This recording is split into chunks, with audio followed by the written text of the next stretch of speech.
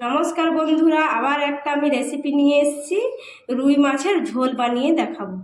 250 মতন মাছ আছে। এবার আমি মাছটাকে নুন হলুদ দিয়ে মাখিয়ে নেব। এতে আমি পরিমাণ মতো নুন দিচ্ছি,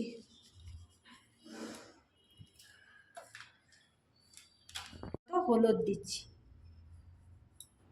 এটাকে আমি ভালো করে মাখিয়ে নেব।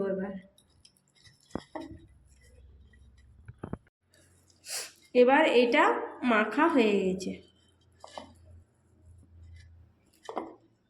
নুন হলুদ মাখা হয়ে গেছে। এটাকে এবার আমি ভেজে নেব। হাই ফ্লেমে কড়াইটা বসানো আছে। এবার কড়াইটা গরম হয়ে এসেছে। এতে এবার আমি তেল দেব। তেলটা আমি ভালো করে গরম করে নেব। তেলটা যদি গরম ভালো করে না হয় তাহলে কিন্তু মাছগুলো ভেঙে যাওয়ার সম্ভাবনা থাকে। ওই জন্যে আমি তেলটা ভালো করে গরম করে মাছটা এতে দেব। এটা গরম হয়ে এসেছে, দেখুন তেলটা থেকে ধোঁয়া ছাড়ছে। এবার আমি মাছগুলো এক এক করে দিয়ে দেবো।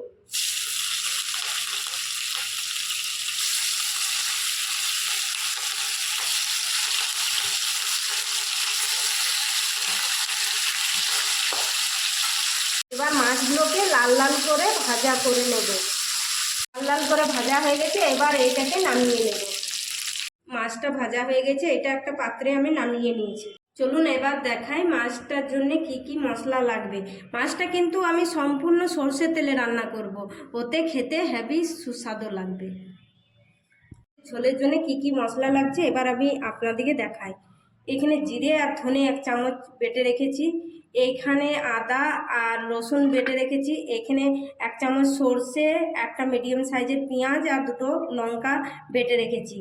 আর এখানে একটা মিডিয়াম সাইজের পেঁয়াজ কুচানো আছে, 2টো মিডিয়াম সাইজের টমেটো আছে, আর একটু মতো ধনে পাতা কুচানো আছে। এবার আমি কড়াইতে সর্ষের তেল দিয়েছি। এই তেলে এবার পেঁয়াজ কুচি দিয়ে দেবো।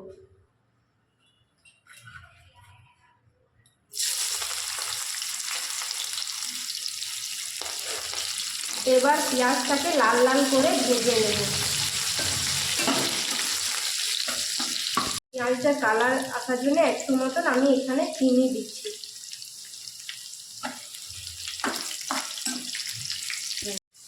পেঁয়াজটা লাল হয়ে এসেছে। এবার এতে আমি এক এক করে মশলাগুলো দিয়ে দেব। জিরে আর ধনে বাটা, আদা রসুনের বাটা, এটাকে আমি একটু মতো নেড়ে নেব।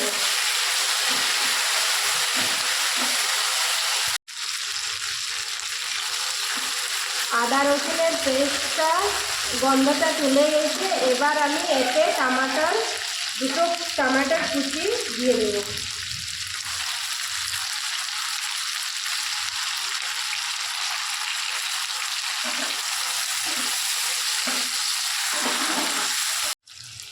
গ্যাসের ফ্লেমটা লো করে এবার এতে আমি নুন আর হলুদ পরিমাণ মতো দিয়ে দেব।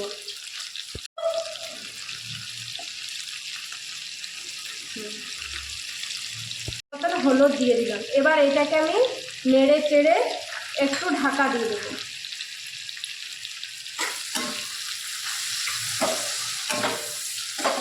এবার এতে আমি সরষে, পেঁয়াজ আর লঙ্কার বাটাটা দিয়ে দেবো। দিয়ে ভালো করে একে নেড়ে চেড়ে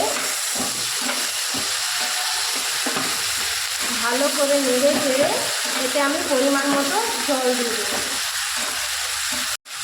সর্ষে বাটাটা বেশিক্ষণ ভাজবো না। বেশিক্ষণ যদি ভাজা হয় তাহলে কী হবে, তেতো হয়ে যাবে। ওই জন্যে আমি একটু ভেজে পরে এতে আমি পরিমাণ মতো জল দিয়ে দেবো। আপনারা আপনাদের পরিমাণ মতো জল দেবেন।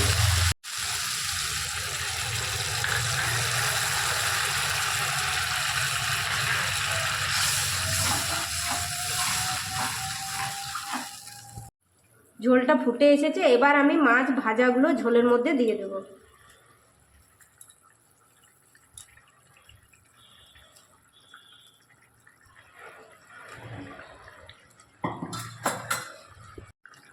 মাছের ঝোলটা ভালো করে ফুটে গেছে। এবার ধনেপাতা আর গরম মশলা দিয়ে আমি এটা নামিয়ে দেবো। দেখুন বন্ধুরা, আমি একদম ঘরোয়া পদ্ধতিতে বানালাম, কত সুন্দর কালার এসেছে।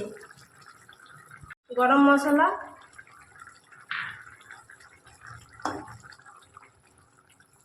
আর ধনে পাতা।